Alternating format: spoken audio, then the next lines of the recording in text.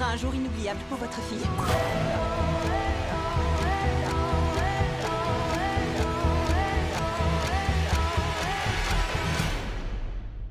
Salut à Trandos, je dois parler du film Trap, le film réalisé par Night Shyamalan qui a fait différents films comme Incassable, Glass, mais aussi Sixième Sens. Le film Trap qui sort ce mercredi au cinéma, j'ai eu la chance de le voir en avant-première, donc vendredi. Et franchement, c'est un très bon film. Déjà, je vais une partie sans spoil et une partie avec spoil.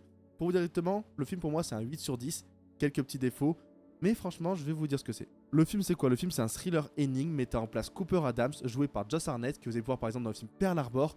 Et franchement, l'acteur, il est déjà incroyable. C'est un bon point du film, l'acteur, il est pépite. Il sait jouer le rôle du père que t'adores et à côté du psychopathe.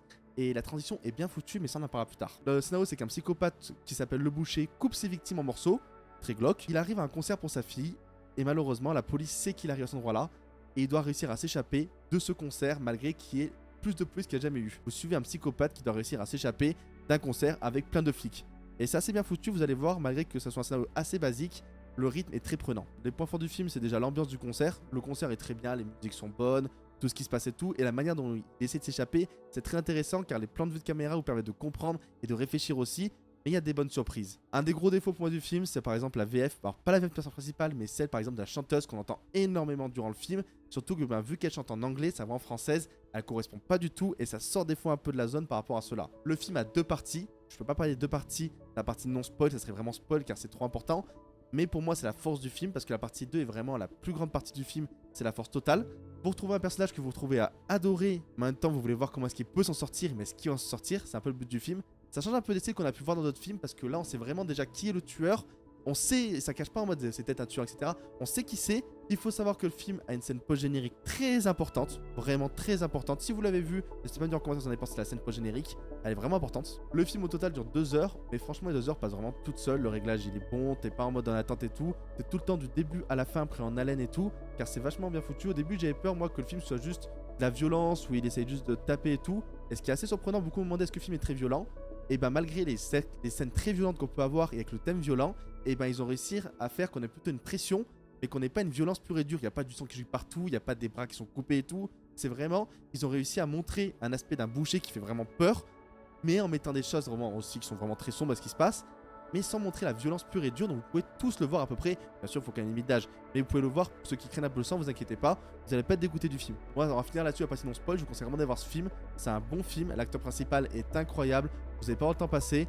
Vraiment kiffé la séance, c'est vraiment film à voir au cinéma en plus par rapport à l'ambiance, le son et tout. Maintenant pour en parler du film, il faut que je passe en partie spoil. Donc si vous n'avez pas vu le film, vous voulez pas vous faire spoil, n'hésitez pas à quitter la vidéo, mais aussi à vous abonner, à mettre la vidéo avec un petit j'aime et revenir quand vous l'aurez vu, voir mon avis par rapport au spoil. Donc je vous rappelle, pour moi le film c'était un 8 sur 10. Donc là maintenant, si vous êtes encore là, si vous n'avez pas eu le film et vous restez là, bah bon courage. Alors ce que je peux parler grâce à la partie spoil, c'est surtout parler de la seconde partie du film. La seconde partie du film m'a surpris car on se retrouve en dehors du concert. Et ça, c'est la partie que j'ai préférée. Alors, le concert, c'est très bien. Quand on le voit kiffer, etc., comment est-ce qu'il doit réussir à s'échapper, j'adore ça. Les scènes sont très drôles, les scènes sont bien foutues, les scènes sont très prenantes. Mais le en dehors du concert, où vraiment, bah, en fait, il est en train de perdre l'avantage qu'il avait sur tout le monde. Il y a le stress, les retournements de situation et tout. Bah, j'ai beaucoup apprécié. J'ai aimé le rôle qu'ils ont donné à l'influenceuse, qui vraiment est utile, qui pique le téléphone, qui se retrouve à aller voir le mec et tout qu'elle a sauvé.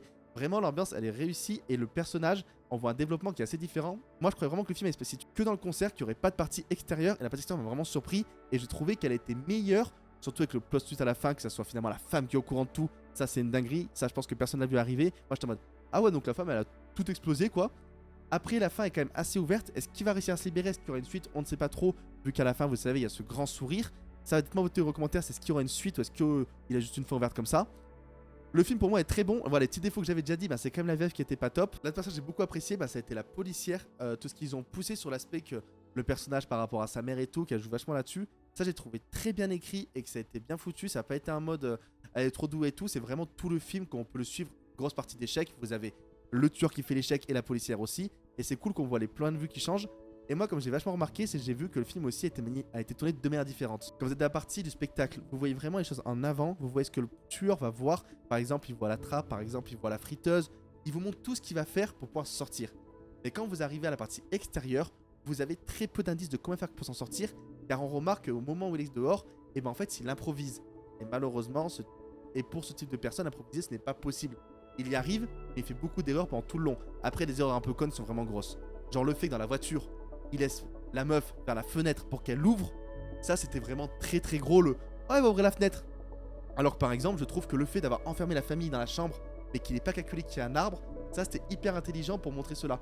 C'est des fois quelques facilités, vraiment le coup de la fenêtre, ça c'est un truc, ça m'a un peu sorti en mode non mais au bout d'un moment tu sais bien qu'il y a une fenêtre, au moins t'appuies. Et en plus, franchement, dans la limousine, tu vas pas me dire qu'il n'y a pas un bouton où t'appuies en gros en mode fermer les fenêtres.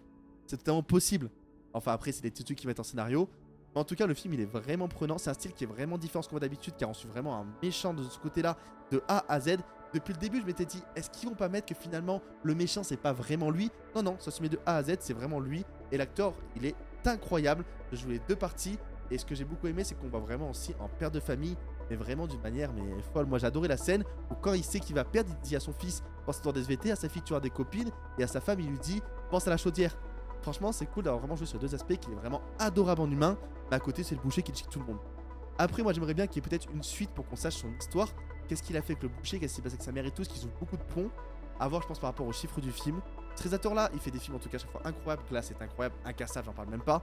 Et là, celui-là et tout, il a vraiment son style et impatient de voir d'autres films de son côté. Dis-moi ce que tu as en commentaire. N'hésite pas à t'abonner pour la critique ciné.